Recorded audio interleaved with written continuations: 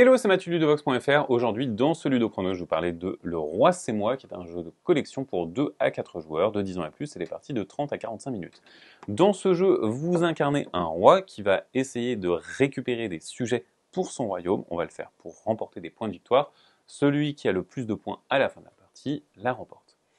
On va jouer le même nombre de tours en partant du premier joueur, et on va jouer dans le sens des aiguilles d'une montre. Vous voyez que chaque joueur a son plateau personnel, mais que nous avons deux autres zones, la vallée et la colline.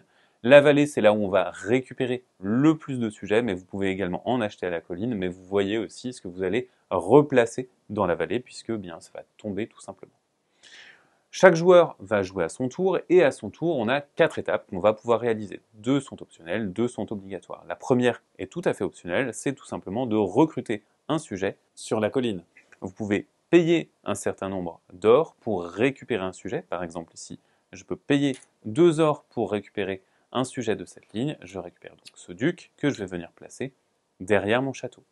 Ensuite, je passe à la deuxième étape, qui est obligatoire et dans laquelle je vais devoir déplacer mon roi. Ici, je vais le déplacer à la manière d'une dame, dans sa ligne ou dans sa colonne, orthogonalement ou diagonalement.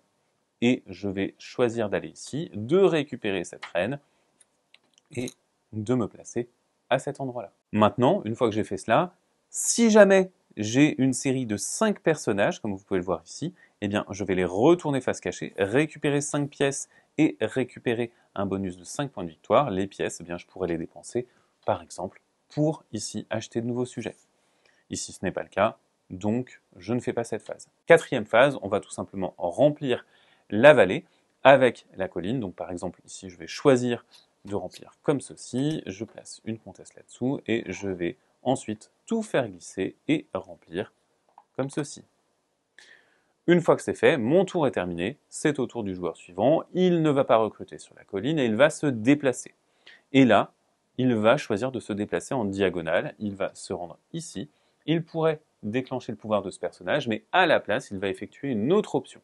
Parce que lorsqu'on va se déplacer et qu'on traverse des personnages de même type, on va pouvoir les récupérer. Donc on va pouvoir récupérer jusqu'à 3 personnages de même type. Ici, il va donc récupérer ces 2 paysans. Une fois que c'est fait, eh bien, on va tout simplement remplir la vallée avec la colline et, comme précédemment, remplir ensuite la colline. Attention, vous voyez que nous avons des personnages qui sont gris. Les personnages qui sont gris, ce sont des spécialistes, ce ne sont pas des sujets, ils ne vont pas rentrer dans votre royaume. Par contre, lorsque vous les récupérez avec votre roi, vous allez pouvoir bénéficier de leurs bonus.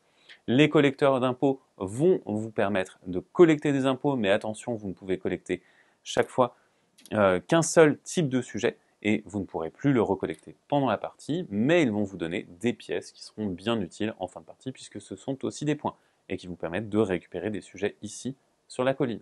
Le moine vous permettra de vous déplacer, le sorcier vous permettra d'échanger un des personnages face visible de votre château avec un personnage de la colline, et nous avons également un bouffon, et le bouffon c'est un joker dans notre collection, il va donc compléter notre collection et nous permettre d'avoir ce bonus de royaume. La partie continue de tour en tour jusqu'à ce qu'on arrive au bout de la dernière pioche, et alors on va tout simplement finir le tour de table pour revenir jusqu'au premier joueur. Le premier joueur ne rejoue pas, et ensuite on va tout simplement indiquer nos scores. Pour chaque type de sujet qu'on va avoir, on va marquer un certain nombre de points. Les reines valent 5, les ducs valent 4, les comtesses valent 3, et ainsi de suite. Pour chaque tuile de ce type, on va marquer des points. On les indique ici. Ensuite, pour chaque jeton, 5 points de victoire en notre possession, on va marquer les points indiqués. Les chevaliers sont de 4 ordres différents, et pour chaque majorité d'un ordre que vous avez, vous marquez des points. Et les paysans et les paysannes, vous pouvez les mettre en couple. Pour chaque couple que vous formez, vous gagnez des points bonus.